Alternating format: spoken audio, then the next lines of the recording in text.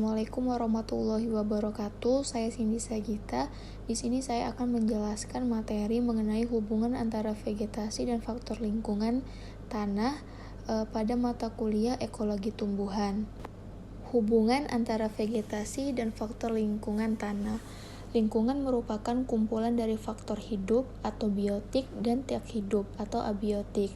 Faktor biotik mencakup makhluk hidup seperti tumbuhan, hewan, dan manusia. Sedangkan faktor abiotik mencakup semua faktor lingkungan fisika dan kimia. Contohnya seperti cahaya matahari, suhu, air, kelembapan, dan tanah. Jadi, kedua faktor tersebut saling berhubungan dan mempengaruhi antara yang satu dengan yang lain.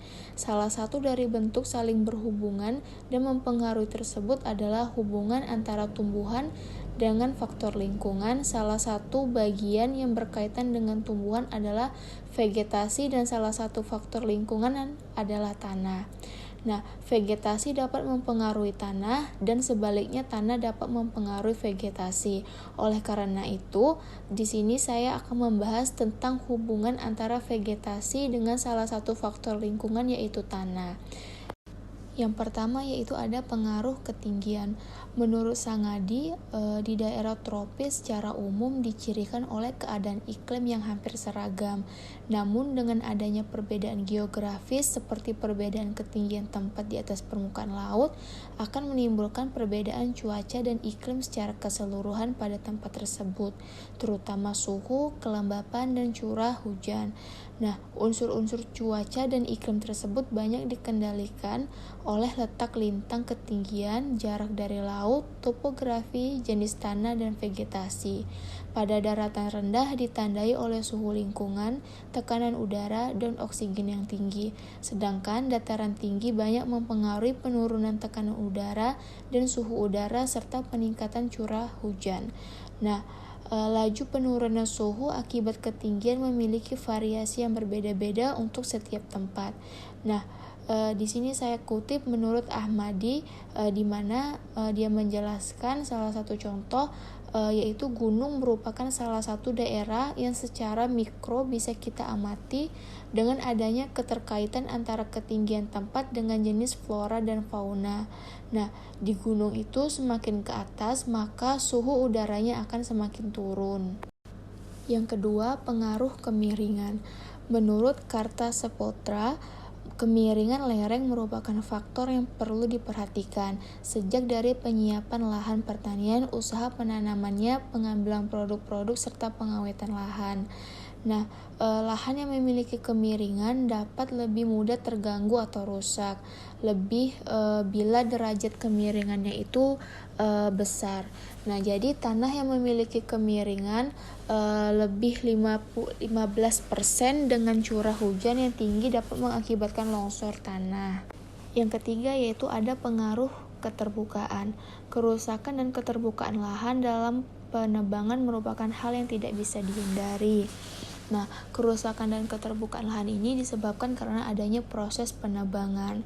Area yang terbuka akibat penebangan merupakan luasan daerah yang terbuka akibat penebangan pohon, berikut rebahannya vegetasi lain di sekitar pohon yang ditebang.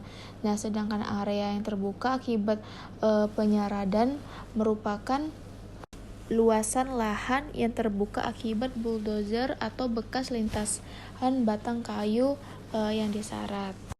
Yang keempat yaitu ada pitogeografi. Pitogeografi ini adalah ilmu yang mempelajari tentang kehidupan tumbuhan yang tersebar di permukaan bumi dan susunan serta hasilnya pada suatu tempat dan didistribusinya masing-masing. Nah, menurut Polunin, secara etimologi, geografi tumbuhan artinya ilmu tentang bumi yang berhubungan dengan kehidupan hayati atau tumbuhan yang ada di dalamnya. Yang kelima yaitu ada faktor edafik. Nah, menurut Mawarti, Faktor-faktor edafik ini adalah faktor-faktor yang bergantung pada keadaan tanah, kandungan air, dan udara di dalamnya. Perbedaan-perbedaan pada tanah sering merupakan penyebab utama terjadinya perubahan vegetasi dalam daerah iklim yang sama. Oleh sebab itu, faktor edafik ini memiliki arti yang sangat besar bagi geografi tumbuhan. Faktor edafik atau faktor tanah sangat berpengaruh besar terhadap pertumbuhan tanaman. Hal ini disebabkan kebutuhan utama yang menjamin kehidupan tumbuhan berasal dari tanah, seperti unsur hara, air, dan udara. Oleh sebab itu, tingkat kesuburan tanah sangat mempengaruhi pertumbuhan tumbuhan. Tanah dan bahan tanah.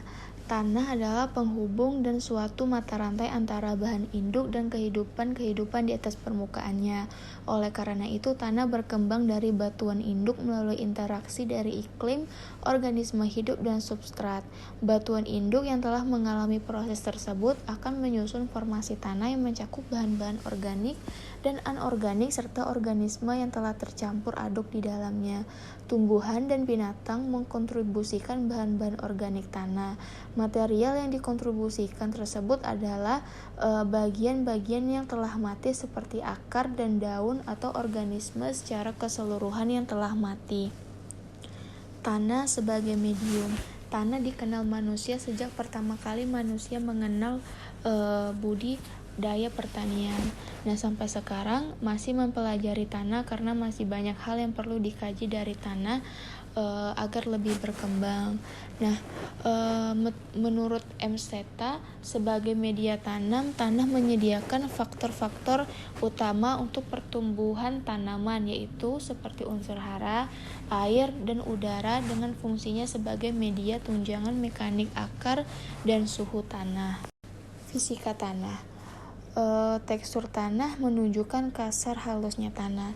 Tekstur tanah merupakan perbandingan antara butir-butir pasir, debu, dan liat. Nah, tekstur tanah ini dikelompokkan menjadi 12 kelas tekstur.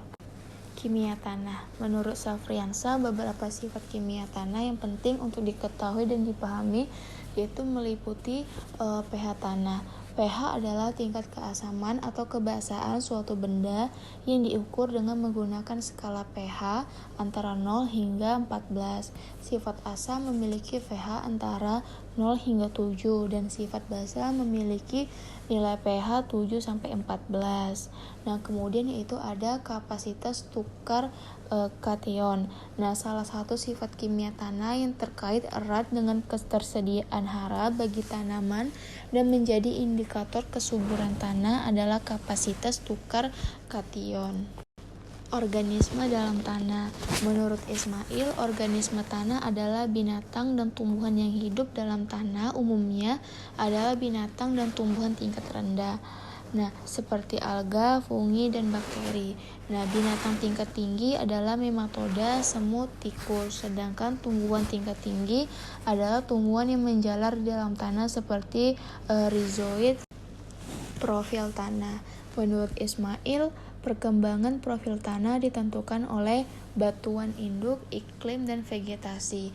Beberapa batuan induk, iklim, vegetasi, dan relief akan menghasilkan bermacam-macam tanah.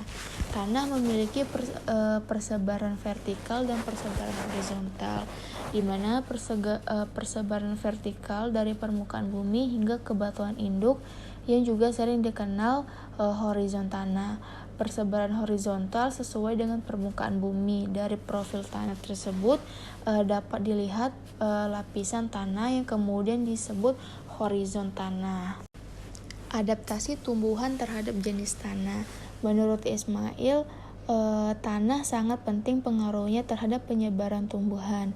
Nah, jadi berdasarkan tanah yang disenanginya, tumbuhan dapat diklasifikasikan atas Oxylopithecus, yaitu tumbuhan yang senang hidup di tanah yang pH-nya rendah. Yang kedua yaitu ada Holopithecus, yaitu tumbuhan yang suka hidup di tanah yang kadar salinitasnya tinggi. Yang ketiga yaitu ada Psamopithecus, yaitu tumbuhan yang senang hidup pada tanah-tanah berpasir. Yang keempat yaitu ada Lithophithecus, yaitu tumbuhan yang suka hidup pada tanah-tanah yang permukaannya berbatu-batu. Dan yang kelima yaitu ada Chasmophytes, yaitu tumbuhan yang suka hidup pada celah-celah batu. Baiklah, demikian penjelasan materi mengenai hubungan antara vegetasi dan faktor lingkungan tanah. Lebih dan kurang saya mohon maaf dan saya mohon ampun kepada Allah Subhanahu wa taala. Wassalamualaikum warahmatullahi wabarakatuh. Terima kasih.